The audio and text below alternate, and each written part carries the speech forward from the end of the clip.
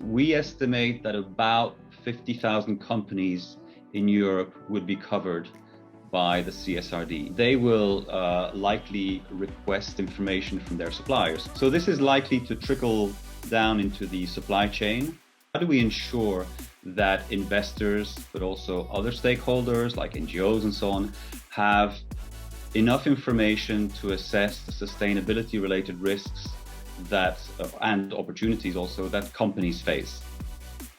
This is not something that should just be managed as a technical process. It is something that is in the future going to be central to business strategy. Don't wait. These deadlines that I've mentioned may seem far away, but actually they're not. Hi there, I'm Hanni Larma from Ecochain, and I work in sustainable business. As you may know, there are big things happening in the environmental data reporting field, and they're happening soon. That's why we're here to give you the inside scoop. We're talking about the CSRD, or the Corporate Sustainability Reporting Directive, of course, which will affect more than 50,000 companies within the EU. To make sure you're prepared, we interviewed experts in the field to address questions such as, who will this directive apply to? What kind of data do you need? And by when do you really need to start reporting? See you in the interviews. So hi, Alain. It's so great to have you here. Thank you so much for making the time to be here and share your knowledge on this really important topic. Before we get started, I thought it would be great if you could shortly introduce yourself and your connection to the CSRD. Certainly. Thank you for the invitation. It's great to be here.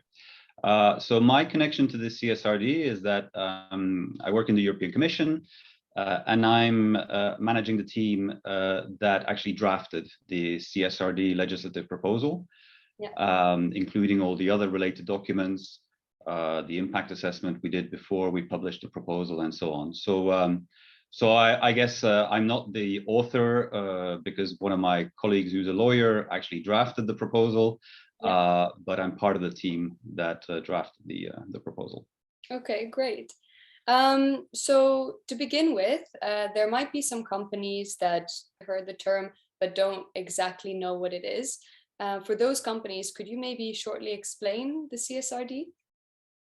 Yeah, I think I can do this in two parts very shortly. First of all, what's the policy objective, and then secondly, what's the sort of practical objective? Right. The policy objective is very simple. It's just to how do we ensure that investors, but also other stakeholders like NGOs and so on, have enough information to assess the sustainability related risks that and opportunities also that companies face. Mm-hmm. So that's the kind of the policy objective, because sustainability is increasingly important for investment decision making. From a practical objective, the way to do that and what we're trying to achieve with the CSRD is really to bring sustainability reporting as close as possible to the level of maturity that financial reporting has achieved. And of course, financial reporting has taken a long time to achieve this, and there are a number of components that we need to work on to enhance the maturity of sustainability reporting. And those would include, for example, having clear reporting standards, providing some assurance or audit over the information that companies publish, digitizing that information, and also ensure that it's properly enforced and supervised, just as financial information is today in financial markets. Okay, great. And which companies are actually going to need to start complying with the CSRD? Right. So in our proposal, and I have to emphasize always that all we have done so far is to publish a legislative proposal, which still has to go through the European Parliament and the Council, so it can still change. But in our proposal, we have suggested that basically all large companies in Europe, whether they are listed or not, should report under the CSRD. And by large, I refer to a definition that's included in the Accounting Directive. It's 2 out of 3 criteria based on employees, turnover, and balance sheet size. I'll skip the numbers, but they're set out in our proposal. And we also propose that listed SMEs should report under the CSRD, although based on sort of more targeted and simpler requirements and starting a little bit later to allow those SMEs more time to adapt. In total, that means we estimate that about 50,000 companies in Europe would be covered by the CSRD. And that should be compared to about 10,000 companies that are covered by the current legislation, because we've had a directive related to what we call at the moment non-financial information since 2014, but it applies to a much smaller number of companies. Okay, great. So a lot more companies are going to need to start reporting. Indeed. And of course, those are the companies that are directly covered by our legislation. But I'm sure that, and this is something that we have set out in our impact assessment, is those companies that are required to report according to the CSRD, and of course, as I said, depending on what the outcome of the legislative procedure is, they will likely request information from their suppliers, for example, in order to be able to comply with those reporting requirements. So this is likely to trickle down into the supply chain, not immediately, we think, to all companies, but certainly it will first hit sort of first-tier suppliers of large companies, and then they themselves may have to request information from their own suppliers. Okay, so basically what you're saying is that some smaller companies, which are suppliers to these large companies that comply with the CSRD, might also actually be affected by this directive. Yeah, indirectly, yes. They will not be required to report under the CSRD because it doesn't cover any small or medium-sized companies other than listed companies, but it is likely to have an indirect impact, indeed. That's something we've looked at and we acknowledge in our impact assessments. Okay. And so I think what a lot of companies probably want to know is, when will they have to start complying with these standards? Again, I can speak to what we've proposed, and there are still discussions in the European Parliament and in the Council. The timetable could still change. But what we have proposed is that large companies should produce their first reports in 2024 based on 2023 financial years, and that the SMEs, listed SMEs, which are the only SMEs that we require to report in our proposal, would start 3 years later, so in 2026, 2 years later, and could do that on the basis of simplified standards. Okay. So they wouldn't have to apply the full standards that large companies apply. Okay, interesting. So 2023 numbers will have to be reported on, most likely. In 2024. That's our proposal. Again, that timetable could still change as part of the legislative process. Yeah. Okay, interesting. And what type of sustainability information are these companies going to need to report on? Right. So in our proposal, we try to cover the full ESG spectrum, so environmental, social, and governance, which is, I think, a well-known term. And in the proposal, we set out some of the specific subtopics within each of the E, S, and G categories that we think companies should report about.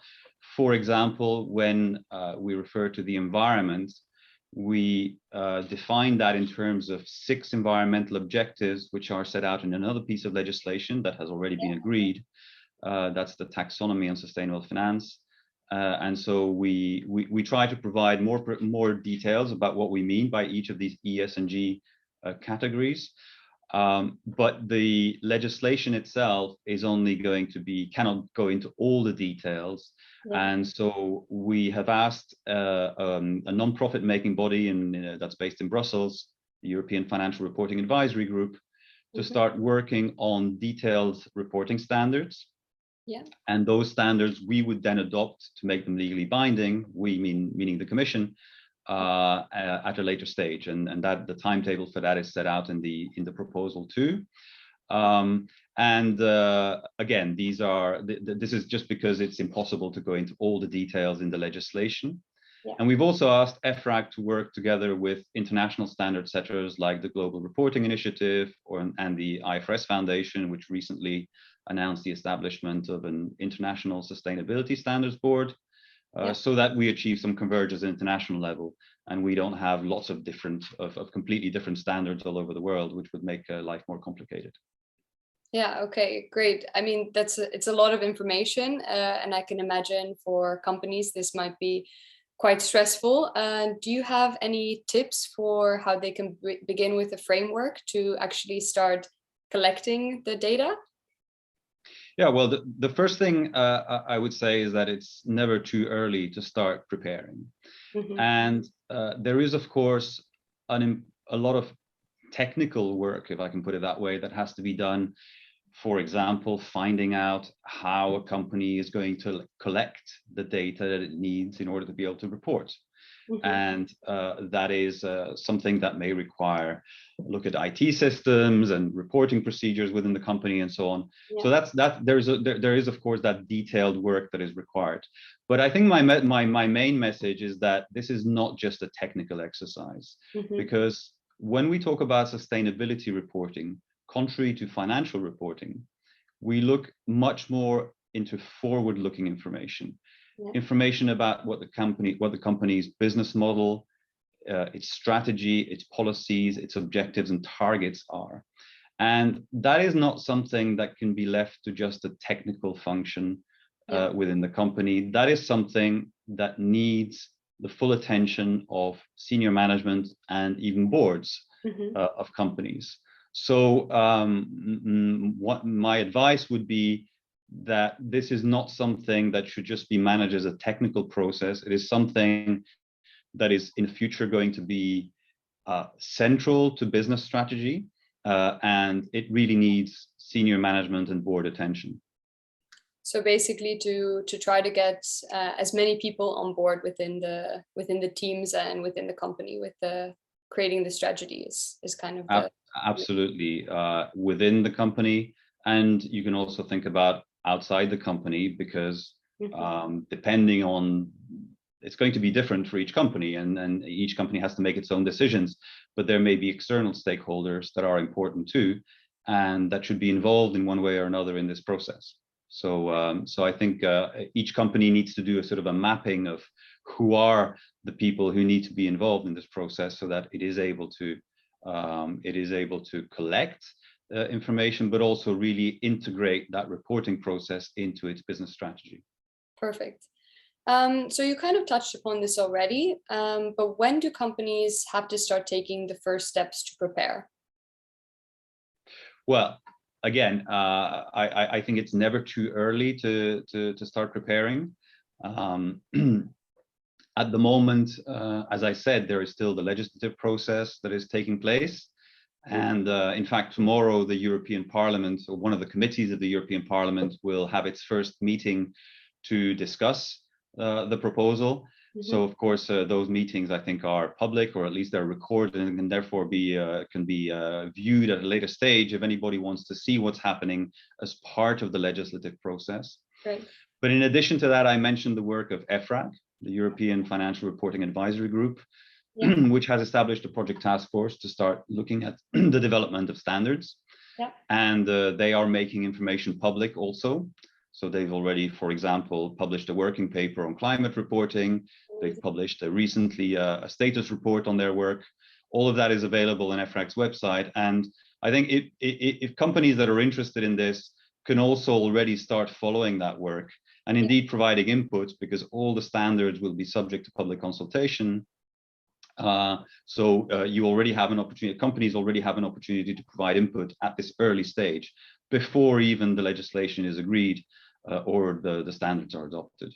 Okay, great. We'll try to link a few of those pages below as well. So how do you think the CSRD is related to financial frameworks and investment opportunities? Yeah. Well, I think what we're seeing is that both because of market expectations and regulatory requirements, and they combine in different proportions on different topics, but sustainability related matters have a growing impact, whether it's on financial markets or on the activities of financial institutions such as banks and insurance companies. Mm-hmm. And so whether it's asset managers or banks or insurance companies, they are increasingly under pressure from the market or required by regulations to report about and also manage their own sustainability related risks, in particular risks. Mm-hmm. And so they are also going to be demanding increasingly information from the companies in which they invest in, or the companies to which they provide loans. So whether it's on financial markets or via these more sort of bank-based financing or insurance companies, I think there is going to be an increasing expectation that companies provide them too with this kind of information on sustainability risks and opportunities.